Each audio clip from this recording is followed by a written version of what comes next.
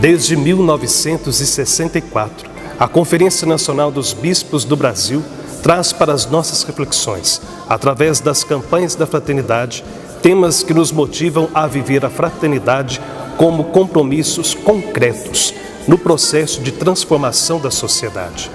Neste ano de 2017, a Igreja do Brasil traz à nossa reflexão diversos conjuntos de ecossistemas brasileiros e a defesa da vida.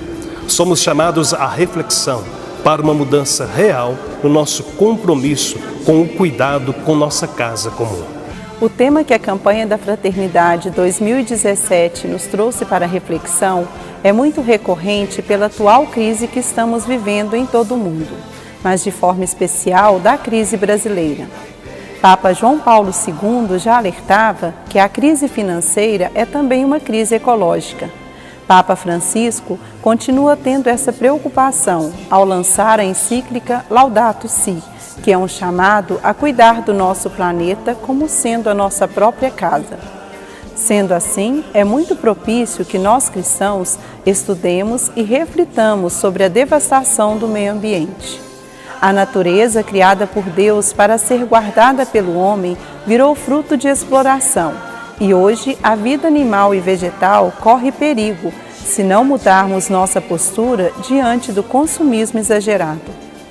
O tema Fraternidade, Biomas Brasileiros e Defesa da Vida e o lema Cultivar e Guardar a Criação já nos coloca dentro do contexto ao qual somos chamados a viver o nosso dia a dia. Assim como ano passado fomos convidados a cuidar da nossa casa comum, este ano somos convidados a cuidar, além da nossa casa, mas também de toda a criação. Mas o que é um bioma? Biomas são conjunto de ecossistemas com características semelhantes, dispostos em uma região, que apresenta fauna e flora e clima típicos daquela região. Todos somos responsáveis pelo cuidado e preservação deste maravilhoso presente que Deus nos deu, toda a sua criação. Como todos os anos, a campanha da fraternidade vem embasada por um problema social, mas iluminada à luz da palavra.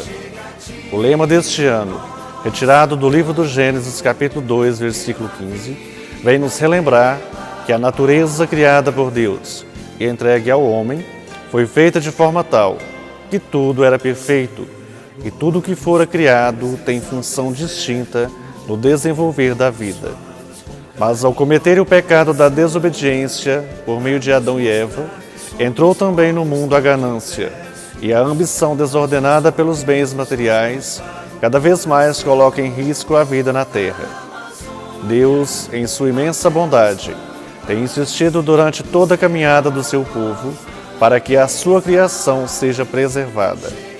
São várias passagens bíblicas que nos mostram que Deus, através do salmista, pela boca dos profetas, pelos santos, especialmente São Francisco de Assis e o próprio Jesus, nos exortam ao cuidado com a casa comum, nosso planeta Terra, para que ele seja cuidado, preservado e não apenas explorado. Se nós não cuidarmos dessa dádiva de Deus, a vida na Terra corre perigo. A falta de zelo pela obra da criação e a ganância pelo lucro exagerado tem nos trazido consequências gravíssimas e tende a piorar, se não mudarmos nosso comportamento. Hoje vemos os biomas brasileiros, que são tão ricos em diversidade e vida, morrendo aos poucos, e várias espécies de seres vivos em extinção, provocando desequilíbrio na fauna e flora, aquecimento global, grandes períodos de seca, derretimento de geleiras e muitos outros problemas ecológicos. No Brasil, os 6 biomas passam por graves crises ambientais. Várias espécies da fauna e flora do Cerrado estão sendo extintos devido à monocultura do eucalipto e das queimadas. A vegetação nativa do Pantanal vem perdendo espaço para o agronegócio, pesca e caça predatória. A Amazônia, considerado o pulmão do mundo, em total devastação por causa da retirada incessante de madeira. A Mata Atlântica, devastada pelo crescimento desordenado de cidades e pelo turismo predatório. A Caatinga, cada vez mais destruída pela seca E o Pampa, embora sendo o menor bioma brasileiro, tem uma grande importância econômica no quadro financeiro de nosso país. E aí, será que tudo que acontece nos demais biomas tem a ver conosco? Claro que tem. O desmatamento da Amazônia tem diminuído a intensidade das massas de ar que ajudam no volume de chuvas da região do Cerrado. Justo o Cerrado, a caixa d'água do Brasil, de onde nascem grandes rios que vão para todo o Brasil, São Francisco, Parnaíba, Jequitinhonha. Não bastasse tudo isso, a ganância das mineradoras nem sempre seguem as regras ambientais. Veja o caso de Mariana, por exemplo. E esse tal de mineroduto? Você sabe do que se trata? Tubulações gigantescas que desperdiçam 2.500 metros cúbicos de água por hora, simplesmente para levar minério de Minas Gerais para o Rio. É um tremendo desperdício. Até mesmo o nosso desperdício de alimento também afeta as demais regiões. Já parou para pensar que aquele alimento que é desperdiçado no transporte, mesmo em nossas casas, acaba causando a abertura de novas frentes de lavoura, com mais devastação, com mais depredação do meio ambiente? Esta abertura de novas lavouras acaba impactando o meio ambiente. Precisamos cuidar disso aí também. E nossos irmãos do Nordeste, forçados pela seca, são obrigados a migrar para outras regiões do país, causando ainda mais inchaço nas grandes cidades. Resta pouco da nossa Mata Atlântica. Nessa região se encontram as maiores cidades do Brasil. São em torno de 145 milhões de habitantes. O turismo desenfreado e feito de qualquer maneira também agride o meio ambiente. Existe também o risco de extinção de várias espécies, vegetais e animais. E a caça desenfreada e sem nenhum conceito na região do Pantanal? Temos que pensar, tudo nos afeta. Diante desta situação quase que catastrófica que estamos vivendo, faz-se necessária uma mudança de comportamento.